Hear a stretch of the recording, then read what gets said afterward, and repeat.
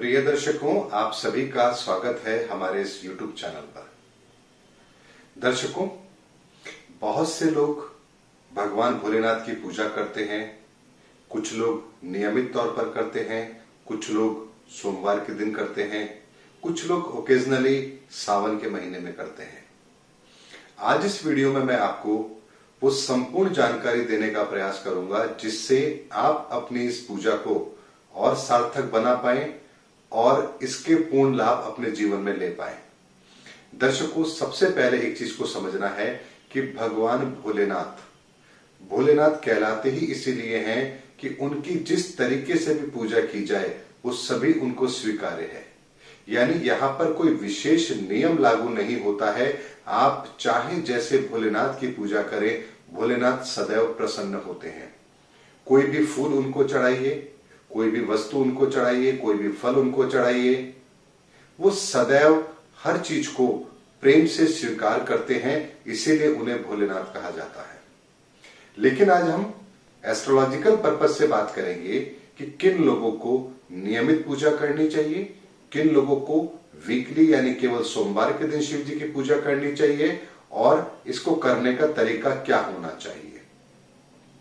दर्शकों, जो भी वृषभ लग्न के जातक हैं, मिथुन लग्न के जातक हैं, सिंह लग्न के जातक हैं, कन्या लग्न के जातक हैं, धनु लग्न के हैं, मकर लग्न के हैं और कुंभ लग्न के हैं, ऐसे जातकों को केवल और केवल सोमवार के दिन ही शिव जी की पूजा करनी चाहिए। और ये यदि सफेद चीज का दान करें तो भी इनके लिए सदैव शुभ रहेगा। अब बात करते हैं मेष लग्न की, कर्क लग्न की, तुला लग्न की, वृश्चिक लग्न की और मीन लग्न की। ये जातक डेली शिव जी की पूजा कर सकते हैं, इसमें कोई दिक्कत नहीं है, उन्हें इसके शुभ फल अवश्य प्राप्त होंगे। अब दर्शकों, बात आती है कि क्यों डेली करना चाहिए और क्यों वीकली करना चाहिए। जन्म कुंडली के आधार पर यदि चंद्रमा मारक है तो ऐसे में हमें भगवान शिव की पूजा विशेष तौर पर सोमवार के दिन अवश्य करनी चाहिए और सफेद चीज का दान भी अवश्य करना चाहिए। लेकिन ये केवल और केवल वीकली बेसिस पर होना चाहिए, यानी कि केवल सोमवार के दिन। और बाकी सभी लोग जिनकी कुंडली के अंदर चंद्रमा योग कारक है, जो मैंने आपको बताया, वो सभी लोग नित्य तौर पर भगवान शिव की पूजा कर सकते हैं, लेकिन उन्हें कोई भी सफेद चीज का दान नहीं करना चाहिए। ऐसे में बात आती है कि फिर हम शिव जी की पूजा कैसे करें। दर्शकों, नियमित तौर पे जो लोग शिव जी की पूजा करते हैं वो केवल भगवान भोलेनाथ को जल चढ़ाएं, उसी से भोलेनाथ प्रसन्न होते हैं। और जब जल चढ़ाएं तब आप ओम नमः शिवाय इस मंत्र का जाप भी अवश्य करें। और जल चढ़ाने के लिए भी जो विशेष मुद्रा है उसका आप ध्यान जरूर रखें कि जल किस तरीके से चढ़ाया जाता है। अपने दोनों हाथों में पात्र को लेकर के फिर इस तरीके से आगे करते हुए हमें भोलेनाथ को जल चढ़ाना चाहिए। ये एक तरीका होता है भगवान को जल अभिषेक करने का या जल से अभिषेक करने का। हमारे शास्त्र ग्रंथों में इसका कई तरीके से विधान दिया गया है। आप लोगों ने देखा होगा, जब हमारे घर में किसी की मृत्यु हो जाती है, मृतक क्रिया होती है, तो जल देने का एक अलग तरीका होता है। हम अंगूठे से इस तरीके से देते हैं, इसे कहा जाता है तर्पण।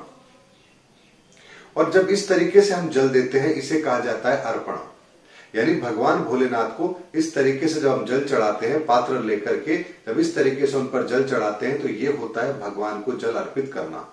सूर्य देव को भी जब आप जल अर्पित करते हैं तब इसी तरीके से आप करेंगे। यानी देवी देवताओं को, भगवान को यदि जल अर्पित करना है तो उसका पोस्चर यही रहता है, तरीका यही रहता है।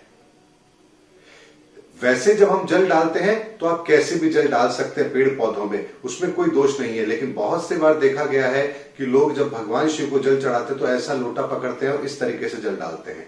ये तरीका बिल्कुल भी ठीक नहीं है। ये भगवान को जल अर्पित करने का तरीका बिल्कुल भी ठीक नहीं है। भगवान को जल अर्पित करने का तरीका जो मैंने आपको बताया है उसी तरीके से किया जाना चाहिए। ये शास्त्र सम्मत है और इसका पूर्ण फल भी हमें प्राप्त होता है।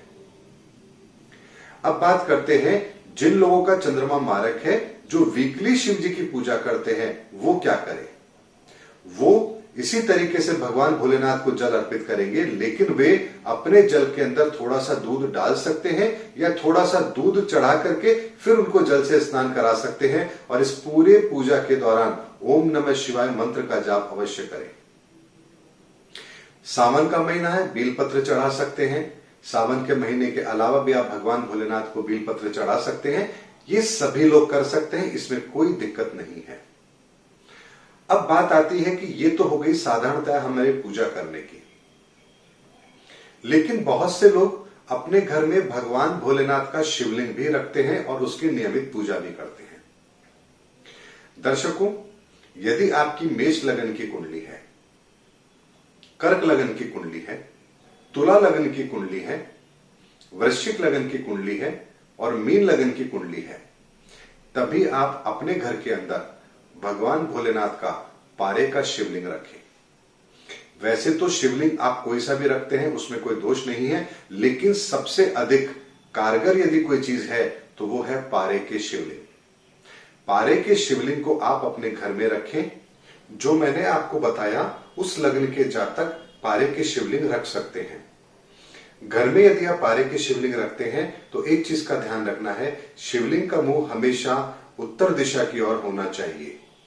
यही सही तरीका है शिवलिंग को रखने का। आप मंदिरों में जब जाकर देखते हैं तो आपको शिवलिंग का मुख आपको उत्तर दिशा की ओर ही नजर आएगा। यही शिवलिंग को स्थापित करने का सही तरीका है, यानी कि दक्षिण की तरफ से उत्तर दिशा की तरफ शिवलिंग की लंबाई होती है, यानी शिवलिंग का जो मुख है वो उत्तर दिशा की ओर होता है। इस चीज का भी हमें ध्यान अवश्य रखना चाहिए। दर्शकों, जब आप शिवलिंग अपने घर में रखते हैं तो नियमित तौर पर उसकी पूजा भी आपको करनी चाहिए, और नहीं तो सोमवार के दिन तो उन्हें दूध से स्नान करा के शुद्ध करके दोबारा से पूजा अवश्य करनी चाहिए। यानी कि हर सोमवार को अपने घर के शिवलिंग की आप पूजा अवश्य करें। अब बात आती है कि जो लोग पारे का शिवलिंग अपने घर में रखते हैं, उन्हें शिवलिंग लेने के बाद में 4 हफ्ते लगातार किसी भी शिव जी के मंदिर में भगवान शिव का रुद्राभिषेक अवश्य करना चाहिए। यानी कि वहां पर भगवान शिव का रुद्राभिषेक भी होगा और साथ में आपके पारे के शिवलिंग का भी अभिषेक होना चाहिए, जिससे वो अभिमंत्रित हो सके। और फिर उस शिवलिंग को जब आप अपने घर पर लेकर आते हैं और उसकी नियमित पूजा करते हैं तो आपको उसका विशेष फल प्राप्त होता है। चंद्रमा के अच्छे रिजल्ट आपको मिलते हैं और हमारे बहुत से ग्रह दोषों का निवारण भी स्वतः ही यहां पर होता है।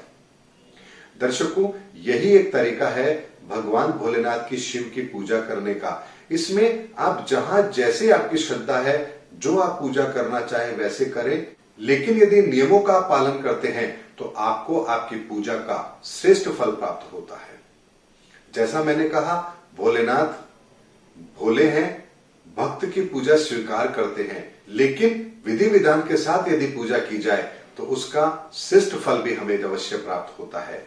ये वीडियो बनाने का उद्देश्य एकमात्र यही है कि जो पूजा पद्धति हम अपनाते हैं, यदि उसमें हम थोड़ा सा भी परिवर्तन करें और नियम अनुसार अगर उसको हम करें तो हमें उस पूजा का विशेष फल प्राप्त होता है और हमारी सभी मनोकामनाएं पूर्ण भी होती हैं।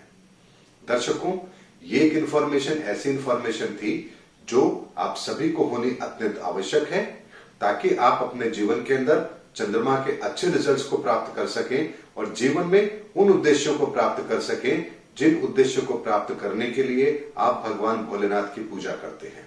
अगले वीडियो में आपसे फिर मुलाकात होगी किसी नए सब्जेक्ट को लेकर, किसी नए टॉपिक को लेकर के, किसी नई इंफॉर्मेशन के साथ। तब तक आप हमारे चैनल पर बने रहिए। जय हिंद, जय भारत।